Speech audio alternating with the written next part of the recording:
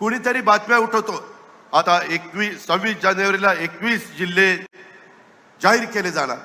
एकही जिल्हा जाहीर केला जाणार नाही। सध्या आहे ते व्यवस्थित चाललेलं आहे।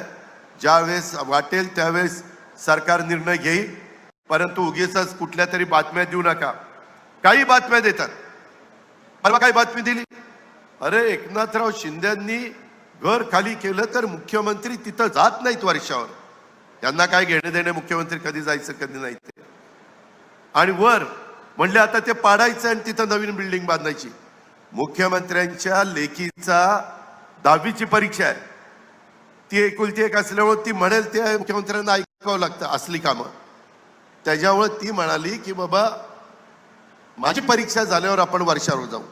टीव्ही चॅनलवाले रोज कोणतरी सकाळी भोंगा वाजतो आणि मग ते सांगतात आता असं होणार, आता तसं होणार, आता हे तिथं अमकं काय पुरलंय, आमची शिंगा पुरली काय। अरे राज्याचं हित कशात आहे ते बघा ना। आम्ही सगळेजण त्या ठिकाणी साथ देतोय आणि काहीतरी अशा बातम्या लावायच्या आणि मग त्या बातमीदाराला विचारलं का रे अशी बातमी लावली? दादा त्याच्याशिवाय आम्हाला TRP मिळत नाही। अरे तुझा TRP मिळायला वर्षा कशाला पाहिजे? ही कुठली पद्धत? त्याच्यावर जनतेहो ह्या पण गोष्टीकडे तुम्ही जरा लक्ष ठेवा।